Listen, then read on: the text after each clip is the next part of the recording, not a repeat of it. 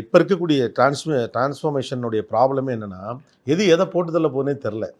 இப்போ AI உருவாக்கினவன AI போட்டுதல்ல போதா, இல்லை ஏஐ ஏதாவது ஒன்று போட்டுதல்ல போதான்னு தெரியல. இப்போ நான் ஏஐ பற்றி ரீசெண்டாக சில இன்டர்வியூஸ்லாம் பண்ணேன்.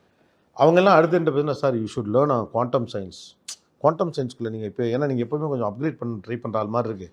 நீங்கள் குவாண்டம் சயின்ஸ் படிக்க ஆரம்பிச்சிருங்க அப்படிங்க. எப்போ 10th படித்து பாஸ் ஆனது கனவே இன்னும் எனக்கு வந்துகிட்டு இருக்கு. டெக்னாலஜி ட்ரிவனாக ஓடக்கூடாது சார், பீப்புள் ட்ரிவனாக ஓடணும். இல்லை, பீப்புள் ட்ரிவன் ஒர்க் ஆகும் 100%. But he has to know about the technology.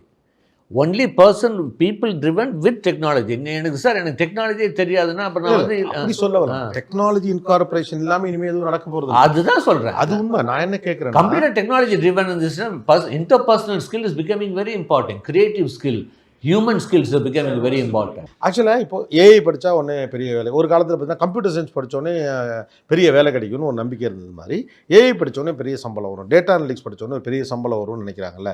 இப்படி யோசிக்கணுமா? மாறாக பீப்புள் ட்ரிவனாக நம்மளை வளர்த்துக்கணும். டெக்னாலஜி படிப்போம், ஆனால் எது ஒரு படி மேலே இருக்கணும்னு நீங்கள் நினைக்கிறீங்கன்னு கேட்குறேன். நீங்கள் சொல்